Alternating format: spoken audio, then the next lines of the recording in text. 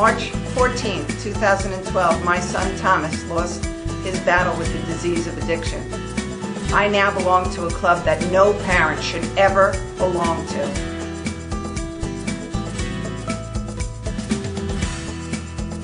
Do you know the signs? Do you know the trends that children are doing in today's world?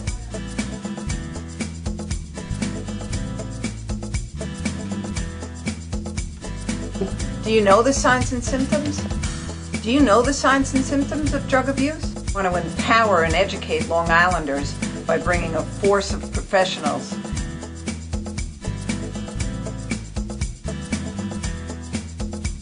and how to prevent the disease of addiction. Long Island in Crisis. Good evening and welcome to Long Island in Crisis. We as a country are facing a nationwide epidemic, opiate and heroin abuse, and we are losing too many people. We are losing a generation, we're losing mom and dads, we're losing too many loved ones to the disease of addiction. It's time to step up and empower yourselves, educate yourselves, and get involved. The time for not my family, not my child is over. It's anybody's family, anybody's child. And I also believe that we must be responsible for each other and each other's families. You know, on the MTA in New York, if you see something, say something. We have to go back to that. When I was a kid, I could be 3 blocks over and my mother knew what I did before I even got home. And I think that's a better way to live. We need to be concerned for each other. Tonight, I am so pleased and honored to have Rich Buckman, who is the president of Long Island Recovery Association, LIRA. He is the past president of, I'm going to let him tell you all the things that he is, because he is a force that you better not try to reckon with. He is a person in long-term recovery and gives everything he has to the movement that is going on in today's world. And before there was a movement, he was so involved. Thank you, Rich. Thank you for joining me. So nice to be with you. Excellent. Thanks, Linda. So give me your little bio. Briefly, to add to the LIRA stuff, I was the founding president of Friends of Recovery New York, which is a statewide recovery community organization. Does similar things to what we do here at LIRA, but on a state level. We started that particular organization back in 2008, and then LIRA we started, back in 2000. So we're going on 16 years locally. Wow. At Long Island. I'm also blessed to be the board chair of Faces and Voices of Recovery, the national recovery advocacy movement based in Washington, D.C. So from my perspective, I think Long Island is very well positioned. We're plugged in very strongly here on the ground on Long Island, also connected at the state level and then across the country through Faces and Voices. So we're as plugged in as anybody in the country. Long Islanders are passionate people, and New Yorkers in general don't take too much. We're doers. We're not sitters. So whatever we can do, and I shouldn't say that because there are plenty of other states. And last year at the Fed Up rally, I met many other passionate people that we all need to come together. And we need to have a response from the candidates certainly running for president. Absolutely. And we should have had a response from our sitting president, but cut money from the DEA and then put $2.5 million. I mean, what is $2.5 million on a national level? Nothing. So, tell me about LIRA. Well, LIRA, as I said, we started this organization way back in 2000 on a frigid, snowy winter night. A bunch of us met in Mineola. Some people don't know this, but LIRA was an initiative of LICAD, the Long Island Council on Alcoholism. Oh, I didn't know that. Way back then, yeah. Jim Devine, who was the executive director at the time, was connected to a woman named Ruth Maxwell from up in Rockland County. And there was some federal money being rolled out to try to get something going around the area of recovery. So Jim asked a whole bunch of us who kind of worked in the field or were in recovery to to kind of come meet with them and see if we could explore the opportunity about maybe doing something. So there was a lot of energy. There was probably over 50 people at the first meeting. We were buzzing around, and basically what we discovered or agreed upon is that we needed to have a voice that represented people in recovery. Our voice had not been heard traditionally because of anonymity and the 12-step affiliation, which still is a cause of concern for some people. But so we got together, we decided to form the organization, and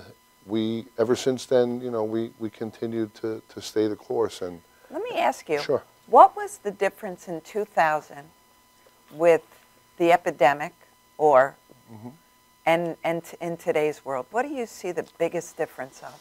Well, I think we were just on the back end at that time of the cocaine and crack epidemic. You know, the cocaine epidemic is what I got swept up in personally, which was my downfall, if you will, that led me to recovery. And at that particular time, the need for an advocacy movement was just starting to percolate around the country. Now, I'm talking January of 2000. The following year, in 2001, in Minneapolis, a summit was held, and out of that summit, Faces and Voices of Recovery was launched. So what they did was they kind of reached out to different people in different places and asked them to come to Minneapolis. But to show you how it still wasn't connected back then, we were in existence for a year and a half already, and nobody knew we were here, so we weren't invited. So you know what I mean? So since that time, a lot of the connective tissue, as Bill White, our great historian, talks about, has been put into place, and we have connections. So those kinds of things will never happen again. We're plugged in everywhere across the country. Excellent, excellent. Yeah. And what do you see about this epidemic in the last 5-6 years with the opiates and heroin being so readily available and sweeping? You know, I had John Venza here a few weeks ago, and when you think of a 12 or 13-year-old shooting dope, wow! It still always, at 12 years old, you should be riding your bike and just have absolutely no thoughts of anything in your mind, really, except what you're doing at the moment in time that you're doing it. Agreed. So is society, is there so much pressure on these kids? What's your feelings on that? I think it's probably a combination of all of those things, Linda. I think one of the things that we may minimize is the presence and emergence of social media and how quickly and easily people could connect to things. There's statistics out there that show that young people are influenced by other people posting about their using and drugs and alcohol on the internet and things like that. So, I mean, these are some variables that were not present when we were younger. So, I mean, there's some of that. And then we also know that, you know, drug epidemics seem to be cyclical. You know, it'll be cocaine one time, and then maybe crystal meth another time, and then heroin. It's not the first time we've had a heroin epidemic, it's but true. It's the most serious one we've ever had, for sure. And, you know, fortunately, or we all hope that because of everybody's efforts, we will get through this and stem the tide and get people help and prevent overdoses. And then, unfortunately or regrettably, in a year or 2 or 3, another drug will be on the scene. Another drug will be, so unfortunately. Yeah, so a lot of it is about prevention and education. Yes, so education, doctors' education. I know last year and I'll share a story with you, and I'm not, just recently my youngest son was in the hospital for a pretty serious back injury. And when we were leaving the hospital, I told them in the emergency room that I lost a son to addiction. No one wrote it down, no one did anything. When we were going to, the day before he was discharged, I said, "We're going to send you home." I said, "Well, what are you going to send us home with?" And it was Percocet, and 60 of them. And I said, "We have the disease of addiction, and he lost his brother. If he takes it as directed, he will not have a problem." And, well, you can imagine what my reaction was. And then I was cognizant of my son laying in bed giving me the, "Please don't climb over the bed and jump him up." Look, but he came home on a Sunday. He only used 2 of those Percocet. I demanded a prescription for ibuprofen, which was more effective on his pain. And on Wednesday, from everything that they had given him in the hospital, he woke up with a headache. His blood pressure, you could see, was elevated. He was sweating. He was twitching. Wow. He was in withdrawal. If I had not been educated and we did 15 days of 4 pills a day as directed, you know where he'd be right now. So that is sadly has to be corrected. So that's why parents or family members must be educated on what those drugs do to you, and the doctor needs to be educated. I mean, I don't understand the, I don't know if it's arrogance or not being wanted to be mandated, but a doctor should want to do better, always, right? Yes, I agree, and we both know firsthand from our frustrating efforts last year to make something happen at the state level here. I used to run into you coming out of the elevators in Albany, if you remember, but we were very passionate, we worked very hard, we just weren't able to get it done last year, and the medical society is a very powerful and potent lobby. We're hoping that we can kind of cultivate and bring in doctors, I think, by offering an olive branch and trying to meet with them and encourage them to help us work with us, help prevent lives. Absolutely. It's not a fight. Right. It's a collaborative effort to do better. Should be. And we're fortunate because we are plugged into some conscientious physicians here on Long Island that are supportive, and hopefully we can continue to move that forward. I mean, next year's an election year, so it's more likely to be a contentious issue. I know when I was there, I reminded especially assembly people who they work for. Right. They don't work for their campaign contributors. They work for the people of the state of New York. Yes. And they will be reminded of that this year. Because as equally passionate as I can be about advocating, I can be equally as passionate about not getting them reelected. So I have no problem doing that, because you need to stand up for what's right, not for what's convenient. So what's going on in Washington, D.C. this year? Well, there's so many things that we're involved in now, right? I don't know which one's next. Rock and Recovery comes first, but we'll get to that. That I want to spend a little bit more time on. Okay. On the weekend of October 3rd, 4th, and 5th. 5th is a Monday, so technically it's not a weekend. There's a number of different things that are taking place in Washington, D.C., where people from all over the country are being summoned and asked to come to Washington to lend their face and voice to addressing the opiate epidemic, to boosting the possibilities of recovery, to making legislators and other politicians aware of the need to act now.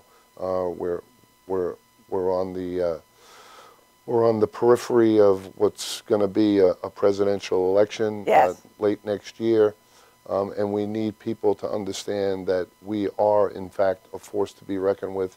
And we weren't able to do anything like this a long time ago. I mean, this rally on the mall, the National Mall in D.C., has been bantered about and talked about for a number of years.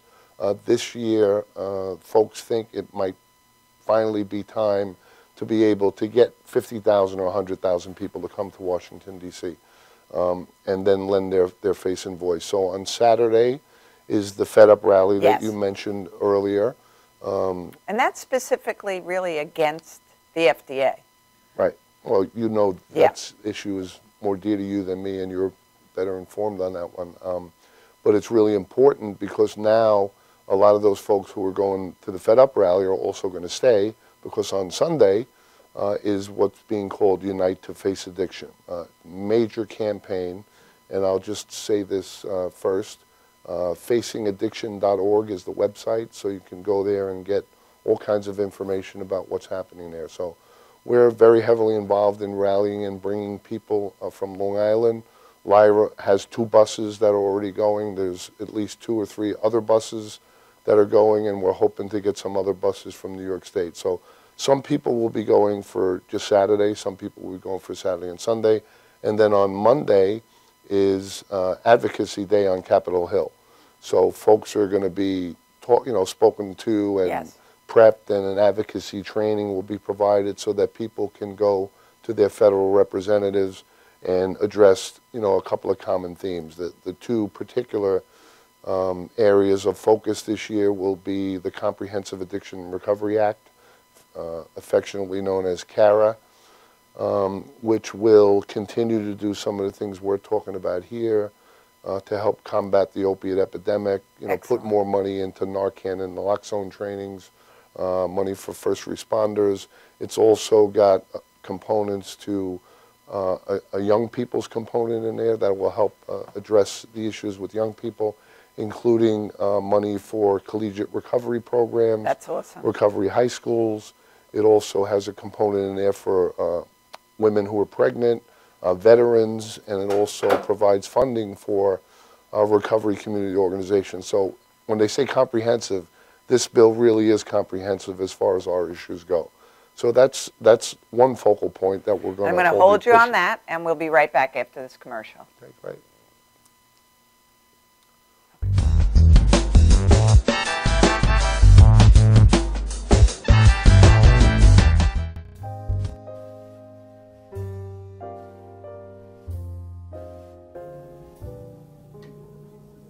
My name is Dr. Robert Brevard. I'm here for Multi-Medicine in Westbury, New York. We're located at 1065 Old Country Road, Suite 214. Been here for about 15 years.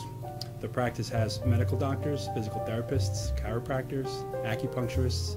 We also do pain management, and we have orthopedists on staff. Here at Advanced Multi-Medicine Rehabilitation, we've got physical therapists on staff who treat an array of conditions, from neck pain to back pain, shoulder pain. We treat carpal tunnel. We treat a lot of car accident patients, slip and falls. We treat patients with knee injuries, with ankle injuries. We have state-of-the-art equipment. We've been here for over 15 years. Vast array of diagnostic testing, from x-rays to EMGs. What is an EMG? It's a diagnostic test that allows a doctor to determine where the pinched nerve is.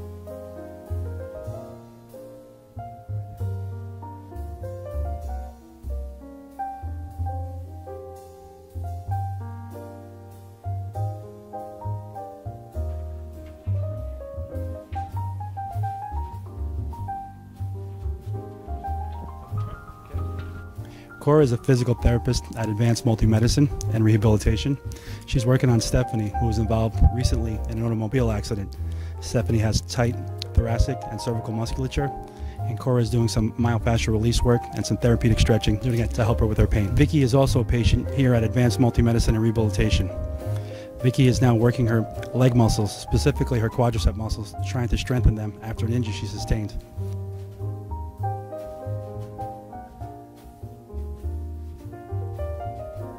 If you find yourself in need of any type of physical therapy, please don't hesitate to call Advanced Multi-Medicine and Rehabilitation, located in Westbury, New York, in Suite 214. Phone number is 516-334-7000, or find us on our website at advancedmultimedicine.com.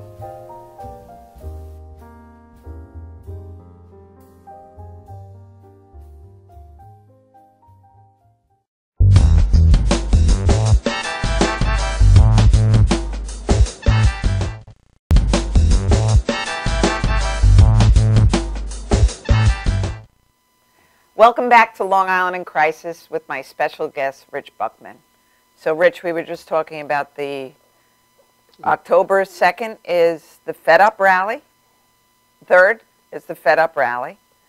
The 4th is going to be Unite to Face Addiction. Unite to Face Addiction. Steven Tyler, Sheryl Crow, Joe Walsh from the Eagles.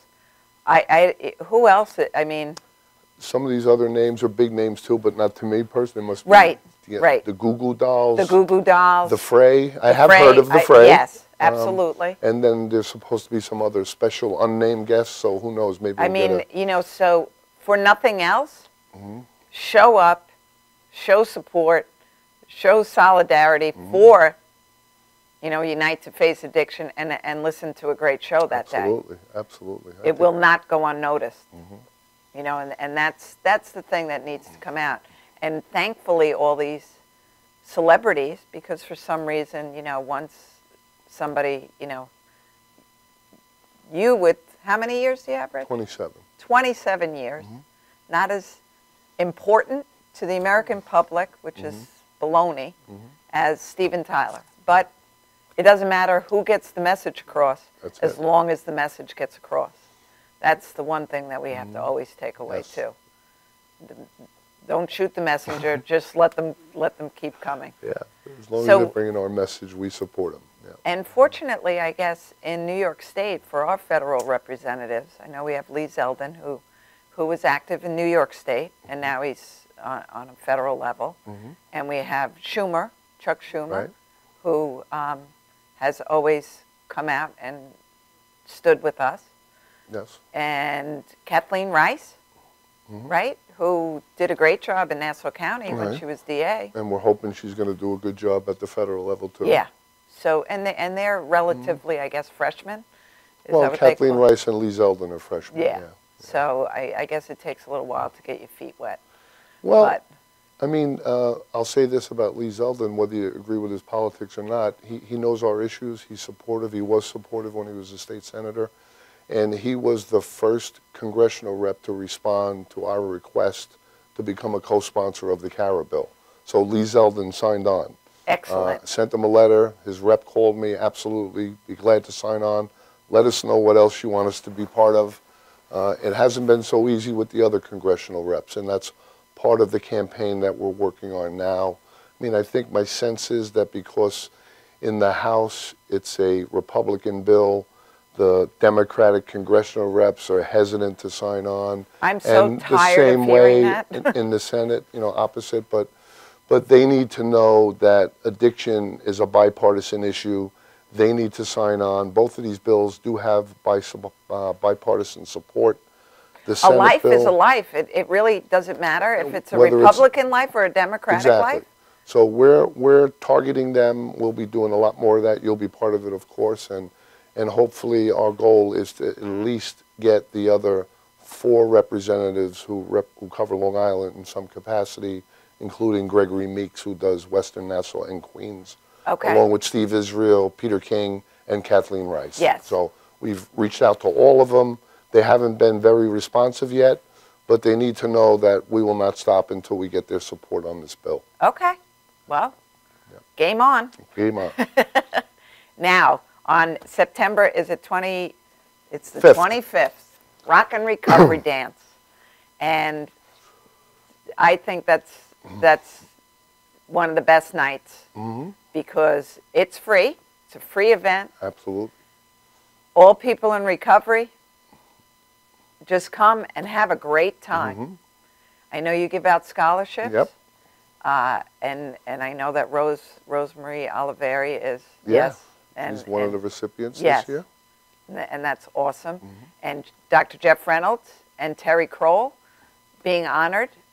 So tell us a little bit about the event. Well, Rock and Recovery, this will be our 7th annual Rock and Recovery event. It's developed into something that everybody looks forward to. I mean, the idea behind this was true to our mission and what we all work towards here on Long Island, that we felt like, in part, to help address this epidemic, that we needed to let young people know in particular that they could have a good time, Yes. sober and clean, Yes. without having to use drugs. So what's really heartwarming is to see, for example, 20 women from the Morningstar community residents come and dance and have a good time and be sober and clean and tell us how much they love it and that they can't wait to come back next year. And, you know, another 35 people from Phoenix House, and to see them dancing their heart out all night long and having a great time, clean and sober, and eating And I bet and being and with there's company. no fighting, and right? Never 'Cause been a problem. If you threw a little alcohol in there, I'm There's sure that you'd end up with a never been brawl. problem. Right. This will be our 7th year in a row that we're doing this. As you mentioned, we give away scholarship awards to people in recovery or family members of recovery. You know, particularly we're looking for folks who want to contribute to our effort to Yes. help address the epidemic. Sometimes they want to be counselors or social workers, or we've even donated money to folks in recovery who are struggling that need money to pay their rent. So we're not, you know, really limited. We review each nomination carefully, and then the committee selects people. So we're proud to say that, you know, with this coming year, we'll have given out $6,500 over 7 years. So wow, you know, that's awesome. That's significant for a little community group like ours. I also think that the power of showing young, especially young people, because it's the time of their life that they're out in clubs, that they're out doing things. And they need to know that they still can do all of those things because people, places, and things. So they have new friends, and they need to find a new avenue to just enjoy themselves. You know, unfortunately, society does revolve an awful lot of things around alcohol, especially. And alcoholism is still the #1 killer, I do believe. Yes. So I know we have young people in recovery also. We have Tatiana Green, who is an outstanding example of being and a new Lyra board member, by the way, Tatiana. Oh, congratulations. Yes. I didn't know that. That's awesome. Yes. Yeah, she's a powerhouse. I was very honored to do Combat Heroin website. You know, and I do a lot of, you know, people that reach out to me, family members. I bring her in, and she brings me in to speak to parents, and we've really had a nice relationship building. She's an incredible young woman. Yeah, absolutely. Yeah, and if we can do some good work in the interim, all the best. Yeah, you've both been featured prominently in the Oasis PSAs. I'm home watching TV at night, and I see Linda come on. What a special treat. Linda stopped by for a visit. It was, you know, when that launched last year, I was brushing my teeth, and I thought, I hear me. You heard yourself? It was a little odd, but, you know, I'm happy to give my voice because as much as the shame and stigma goes for the person struggling with the disease, the shame and stigma sticks with the family. And enough with that. Enough with that. I am not ashamed of what happened to my son. It's a tragedy, and people should think of it as a tragedy. If, you know, they would have thrown a spaghetti dinner if he was suffering from any other disease. Right. But, you know, oh, is that what's going on? It's there is no shame, you know, and it can happen to anyone, anytime, any place. And that's been proven again and again and again. Absolutely. Rich, poor, there is no sector that goes untouched by it. So is there a way that people could sponsor or send you donations? Sure, absolutely. I mean, we do have flyers that we're circulating. You can go to the Lyra website, which is lira-nys.org. Okay. The Lyra website. There's a flyer there. There's information there. We'll be generating things. We have a big email listserv, and lots of our friends and folks are helping us distribute. You know, we go from event to event. We went from the big walk, which was enormous and tremendous success, to Rock and Recovery, to Unite to Face Addiction. So we just keep pushing the next event out there, and we'd love to have sponsorships, people who donate and help sponsor the event, contributes to our modest coffers, and with that money we're able to do things like charter buses to take people to do things like that. So there's a lot of give back. And you also do the bus in February for Advocacy Correct, Day. yeah, we do. So Albany advocacy, let's talk a little bit about that. We could talk about this all day. Oh, right? we could talk about that all day. Yeah. But to be an advocate doesn't necessarily mean that you have to do any talking, correct? Correct. But there is power in numbers. Yes. And when we all come together and show a force, things get done a lot quicker than if, you know, it's the same people showing up all the time. And the same people show up all the time and do a lot of work behind the scenes. Right. But on those particular days, we need people to step out and share their stories. Yes, we do.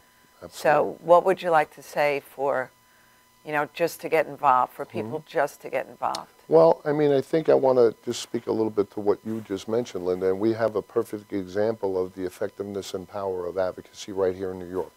I think that we have developed a model, maybe not intentionally even, because we have many different groups that are all important and significant and potent, who advocate for different things. But if we go back to 2014, last year, when we had those incredible victories, with the Senate task force hearings that kicked off here on Long Island, and you know we were all part of that. I don't want to forget to mention our breakfast meeting with Senator Boyle that time there too. But like to acknowledge Senator Boyle too, because, you know, in my opinion, as the chair of the Alcohol and Drug Committee in the Senate, he did more in his role there in his short tenure than anybody in modern memory. So yes. we're real fortunate to have Phil Boyle on our side. And on so, Long Island. Even better, right? Even better. So the point I'm trying to make here is that we had people in recovery, we had family members of people in recovery, we had family members who were impacted by addiction, we had family members who lost a loved one, we had prevention coalitions, we had treatment providers, we had everybody together in 2014. Yes. We were able, if we needed to get in a particular senator's ear in the North Country, tap into our resources in that area and generate what it is that we needed to help affect change. And the fact that we're here now and we're so well connected and plugged in New York State has been it's been quite an undertaking. It took us a long time to get there. Yes. But now we have those resources at our disposal where if we need something to get done in Buffalo, you call Avi Israel, yes. and we move the ball that way, or we need something in Syracuse, we call another person. And so I think it's just great that we've been able to do that. So to your point about advocacy, no, you don't have to say anything. A lot of people are uncomfortable or, you know, feel a little bit awkward. That's great. Just come along for the ride. Watch what we do. Observe. Speak if you choose to. Don't speak if you don't want to. Exactly right. Whatever your comfort zone is. Right. So, you know, and the best people to do that are people that are affected. Mm-hmm. So, you know, families together, that association, to work for them, you have to have been impacted by a family member. Oh, is that true? I didn't know that. That's great. Yes. That's great. So, you know, we need to, when you can speak from experience, that's powerful. Mm-hmm. You know, and I think that was the problem before families got involved. Senators or assembly people in New York State listening to the treatment providers thought that it was going to benefit them in some way, shape, or form financially. It had nothing to do with that. It was the ability to do the right job for everyone involved and provide treatment. I agree. I think that this is something that we've been talking about for a very long time. 10 years ago we were talking about this. You know, we're fortunate enough that we have some great treatment providers down here on Long Island that support everything that we all do. And the fact that they were willing to work with us, you know. With the right heart. Absolutely, with the right heart. And we knew that, but like you said, you know, the perception is, oh, this is just about profits for treatment providers, which is not the case. If they happen to benefit down the road because of this, that's great. Who cares? If they happen to get people well, yep. And if that's the benefit, because that is the benefit, and they are entitled to you know, cost is associated with getting well. Of course, they're in business. They're in business, right. And that goes for not-for-profit also. It still costs money to provide treatment for someone. Absolutely. And on that note, we'll be right back after this message.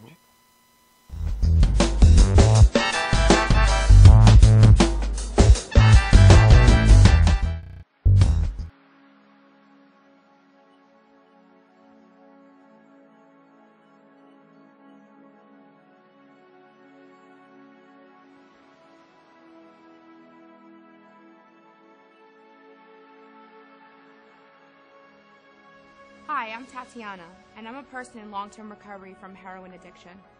It was really, really hard, waking up in the morning, not knowing what to do, needing my next bag. I was so lost, but I'm here today to tell you that there is a solution. When I was in my active addiction, I didn't realize that there was another way of life. I thought that that was the only way, because it felt so good to get high, but it was all an illusion, and I didn't realize that. But today, being 4 years clean and sober, my life is absolutely amazing. I'm able to travel, I don't need a drink, I don't need a drug. I'm just happy being with myself. I couldn't understand for many years why was I doing this? It's because I was an addict, but I didn't know it. Today, many kids are becoming addicted to drugs and alcohol, but they don't know exactly what they're getting into until they're out of it. And it's our job, it's my job, to stand for these kids, stand for their recovery, and fight for their addiction. So I'm the president of Onward Forever, and I provide recovery services and support. And we're here to help. We're here to just listen. Anything that we can do to help. If you need me, this is how you get a hold of me. Please call 347-244-1550. 347-244-1550. I developed this company to help you, our families, and our community to fight this crisis on Long Island and in our nation. Thank you.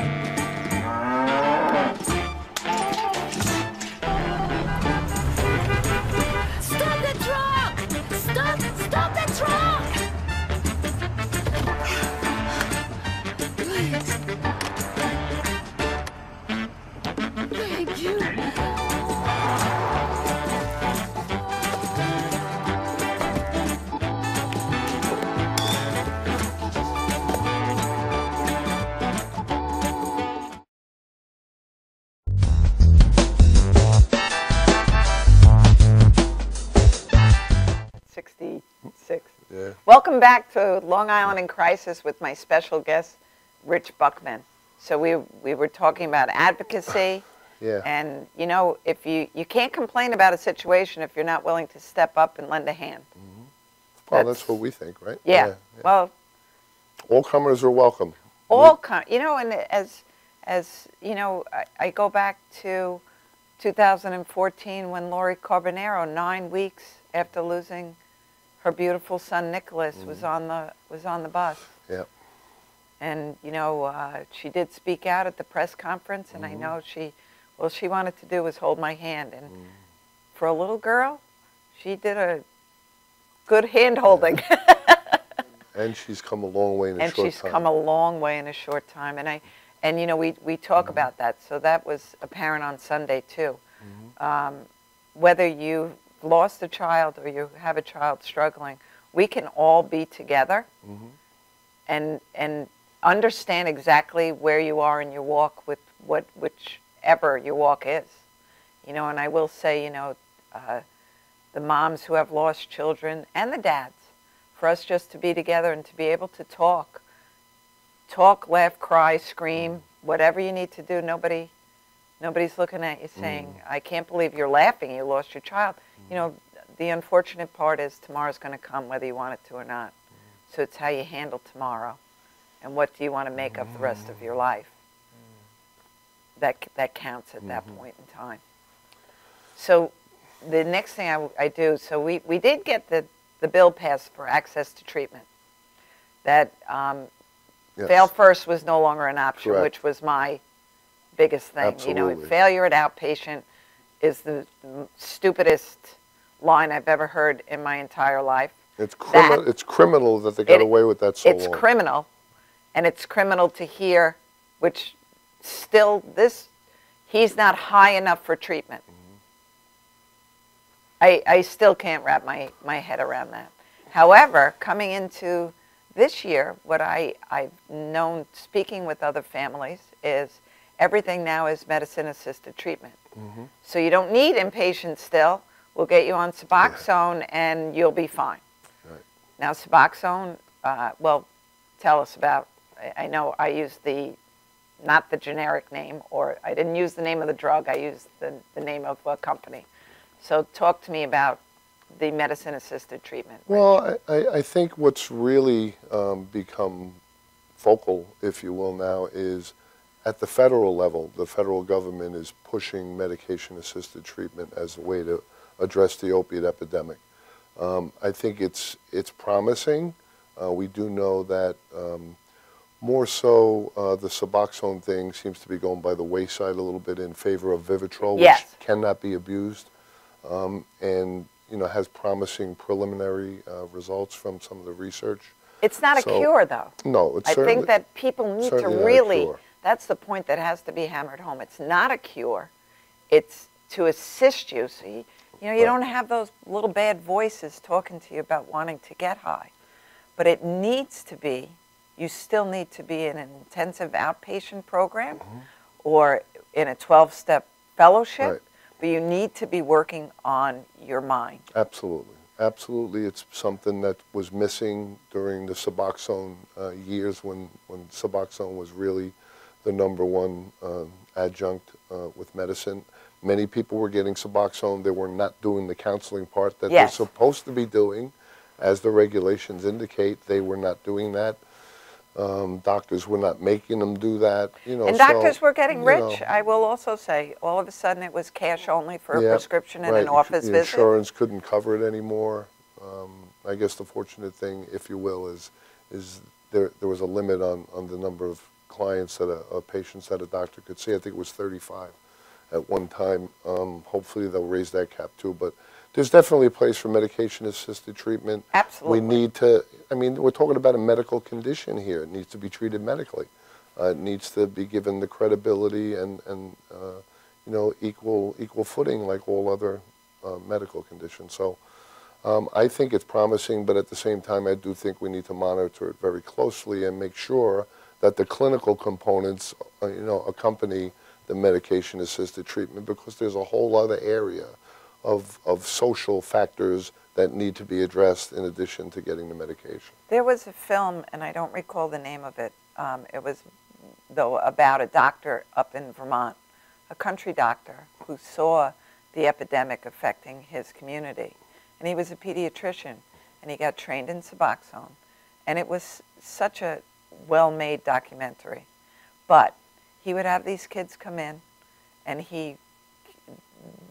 the young people felt so strongly about him because he cared about them enough to sit and spend some time with them. They were drug tested. They had to have the right level of Suboxone in their body. And if they didn't, then he wanted an explanation. And they were held accountable. And when he called the treatment facility that he worked with, if they weren't going to their meetings, well, then they didn't, you know, then their prescription was in jeopardy. So all of those things working together created an amazing outcome. So, you know, if we all, again, come together with the best intentions, and the best intention is not the almighty dollar, you can still earn a living. So, and that's important. I don't mean to begrudge anybody. Yeah, of course not. That's fine. But you need to do the right thing for your patient above everything else, because there's way too many doctors. You know, Terry Kroll and her son, who reported that doctor, there's way too many drug dealing doctors, and more and more and more of them are being reported and being held accountable. And they're losing their licenses and they're going to jail, because this has to end. The nurse practitioner that just was sentenced. Right, yeah. What was it, $2.5 million she earned or something, something ridiculous like that. It was crazy. Wasn't it right here in Deer Park? I Right think, here in Deer Park. Right here in Deer Park. And shame on her for, you know, it's terrible. She is nothing more than a drug dealer at that point in time. So, you know, we do need to recognize all of these things. But if you're having a problem getting treatment, what should you do? Well, What do you feel? Statistically, we know that, you know, less than 10% of the people who need treatment get it. So what are those barriers? They continue to be stigma, not knowing how to go and find treatment, a lack of availability of treatment, insurance limitations. So there's a number of different kinds of things. But we have, you know, tons of resources. Oasis has a 24-hour hope line that people can call at any time. And they have the website, www.combatheroin.ny.gov. There you go. And it's not just for heroin. You can find any treatment provider in your county, in your your city, right on the website. You can educate yourself with the videos, and there's tremendous tape, you know, videos available on there to educate yourself as maybe, especially as the family member of the one struggling. And then, find your help. Because the family, whether your loved one seeks help or not, they need to get help also. Absolutely. That's the key, too. You can't, because too many siblings are have voices that go unheard, and parents are suffering, and it's, you need to empower yourself, and you need to, I guess, I just read this sign last night. If your family member who's struggling is angry at you, then you're not enabling. And if they're pleased with whatever's going on in your home, then you are the enabler. So it's not, they are going to get angry, and they want what they want when they want it. And that is part of the disease, and they will humiliate and manipulate and lie and cheat and steal to get what they want. Yes. And I think people, we talked about this the other night. I read a poem that Lindsay, Angelina's daughter, wrote. And for me, heroin is the devil himself, because I know Thomas. I miss Thomas, my son, every second of every day. Thomas the addict, I don't miss any second of any one day, because he was not my son. Right. He was a host for a disease and a drug to do very incredible, nasty things. And that wasn't him at all. We all need to remember that people struggling with the disease are excellent people, but they struggle with the disease. Right. And what Robin Williams did last year when he committed suicide for the disease of depression, we need to remember that we all struggle with something. Nobody's walk is easy. But let's talk about, that. Robin Williams also struggled with the disease of addiction. Underlying factor was depression. So when we take away the veil of the disease of addiction, you may find what truly is bothering the person struggling, correct? Yes. You'll find the underlying issues that can finally be resolved to go on and live. I mean, you're a shining example of a life well lived. Anthony Rizzuto also. There's so many people that are willing to come out now. I Am Not Anonymous website. Right. Good stuff. And how do you feel? I mean, it's a personal choice whether you choose not to be anonymous or to be anonymous. It is a personal choice. It's always a personal choice. What we're hoping is that the folks that see what and how we do and why we do it come to understand that there is a way to participate in this recovery advocacy movement while still respecting the traditions of a 12-step program if you happen to belong to one. So there is a way to advocate and be respectful. Advocacy with anonymity is something that can be done, but a lot of people are not open to it, which is okay. Their time will or will not come.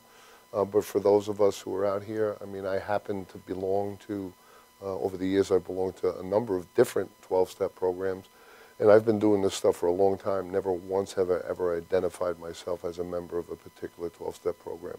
It's just not something that I would do, because those things are near and dear to my heart as well. But does not mean I can't stand here and say I'm a person in long-term recovery. And for me, that means it's 27 years since I got clean and sober after ending up homeless and hopelessly addicted to alcohol and cocaine.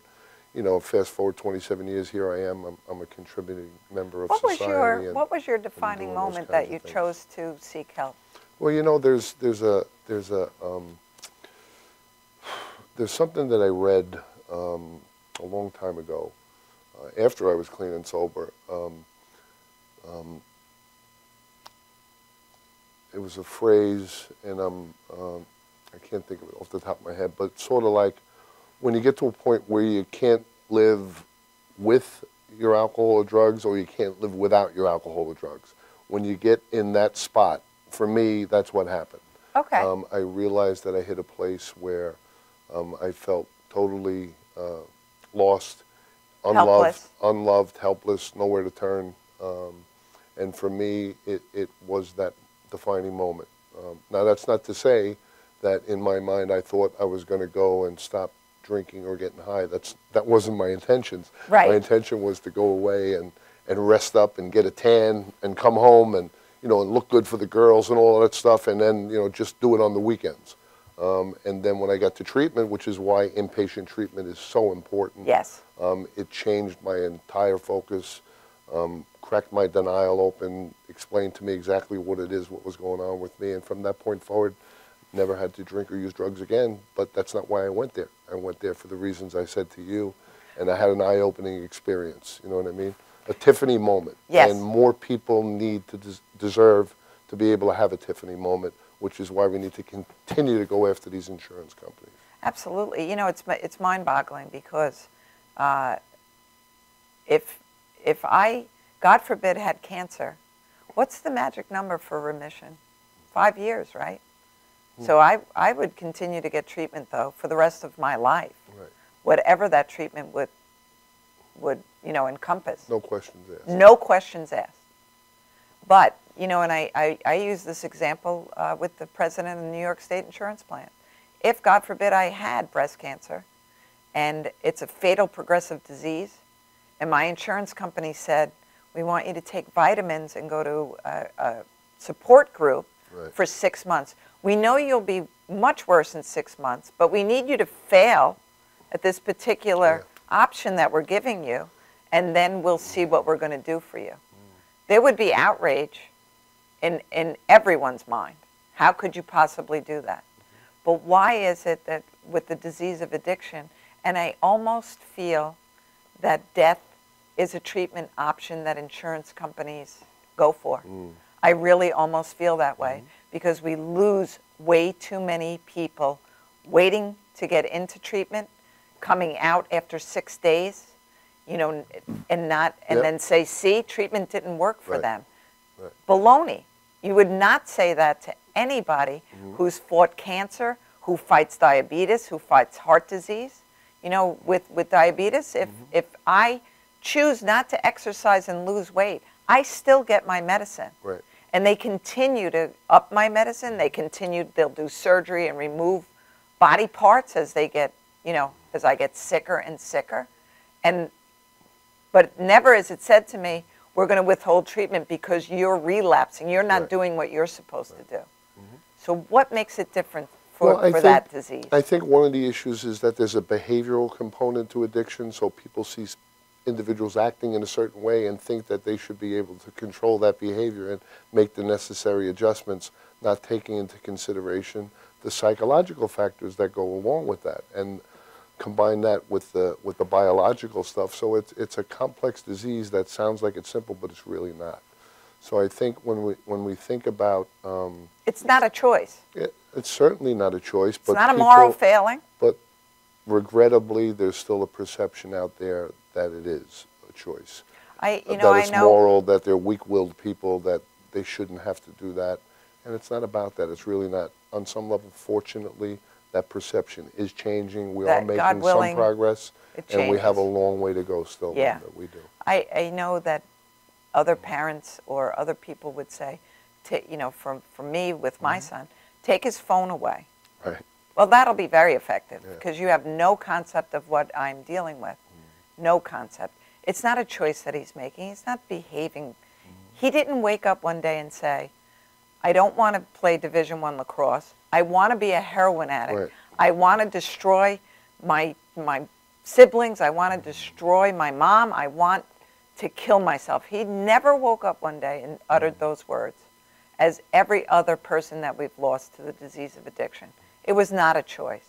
Unfortunately for them, I like to, for me, with my understanding, and to explain it to other people, he didn't have the shut-off valve that allows some people to say, I'm going to have a couple of drinks and you know, watch the football game, and then I'm going home.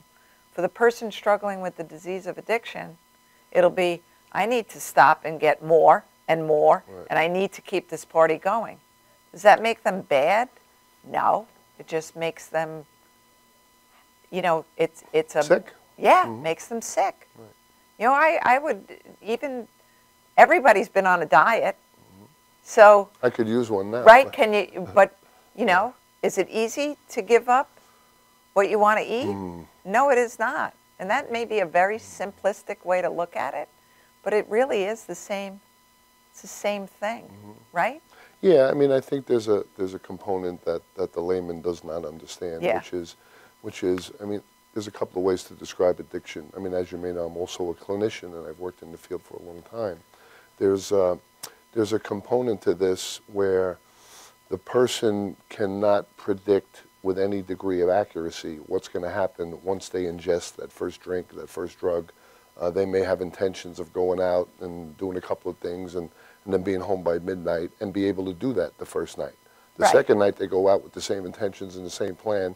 It ends up, it's 4 o'clock in the morning, they have a DWI, they crashed a car, they're found with a syringe in their arm, yet their plan was the same as it was the night before. Why was it different? That's the mystery of addiction. So there's a biological component that's clear. Biological, people, psychological. Multidimensional. Yeah. It biopsychosocial, you know, it encompasses the whole individual. But, you know, once the drug or the drink goes inside of you, All bets are it off. does. It not only affects your mind, it affects every organ in your body, every cell in your body. Absolutely. So how can we, you know, hold people to all of that without, you know, some semblance of patience and compassion. Compassion is the word. You know, there, by the grace of God, go anybody not struggling. And we'll be right back after this message. Oh, okay, we're going to keep going because we're almost done with the show. I know, it goes so quickly. All right. What would you like to wrap up with, Rich? Wrap up with, I mean, I think we just want to, those of us who are in this battle on a daily basis, like me and you, we want to encourage more people to come out and be part of who we are and what we're doing, whether it's getting involved directly with Lyra or FIST or volunteering at LICAD or any other organizations. Just do something. We need you. We need your voice. We need your face. Sign up. Go on these websites. Give us your emails. Come with us on bus trips. Be prepared to contact your local representatives if we need you to help us with a particular legislative issue. You know, I know you were there when FIST, really, the name was born. Families in Supportive Treatment. Individually, we are not as strong, but when we come together, we are a powerful force. Yes. And in 2014, with everyone making those calls to their state representatives, it changed what happened that year. Absolutely. It changed what happened. They hate getting phone calls. Phone calls, emails, fax, especially email, fax and phone calls, because they have to address that. So I think, you know, any contribution is worthy to be made. Any. It doesn't have to be big. It's never considered small. Signing your name to a petition, making a phone call, sending an email is vital to what goes on with our organization. You know, and FIST is growing exponentially. We saw that on Sunday with the recovery walk. Families want to, they need to, and they have to come together. Absolutely. Because there is strength and there is compassion among each other. And, you know, that's going to change how we come out of this epidemic. I mean, I always want to think we're doing better, and the unfortunate reality of it is, I don't know how far we've come far, but there are still way too many people dying, struggling, and it keeps changing its ugly face. Something just keeps popping up around the corner. You know, what would you say to parents with young people?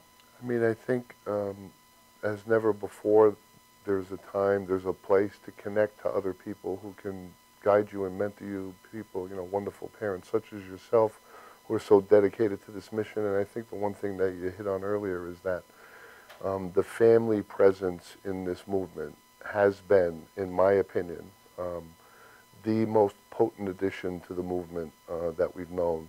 And it's having an impact, and it's making changes, and it's getting people to listen. Yes. So we need more family members to come out here and join us. Absolutely. And on that note, I could not end the show any better than what Rich just said. We do need to be families united to face addiction. Come out, Rock and Recovery Dance, Friday the 25th. And then the following weekend is the Fed Up Rally. Unite to, I don't want to say that. Face addiction? Unite to Face Addiction with a great lineup of performers. And then Advocacy Day on Monday. Do whatever you can to get there for any one of those events. Or send your emails to our federal legislators. I think that's important. Thank you so much for joining us this evening. I look forward to seeing you next week, and have a safe, blessed week. Good night.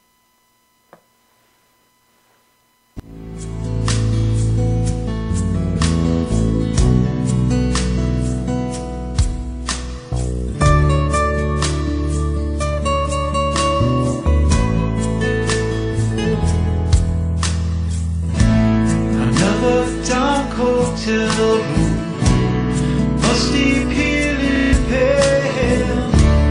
Time to pull back those shades.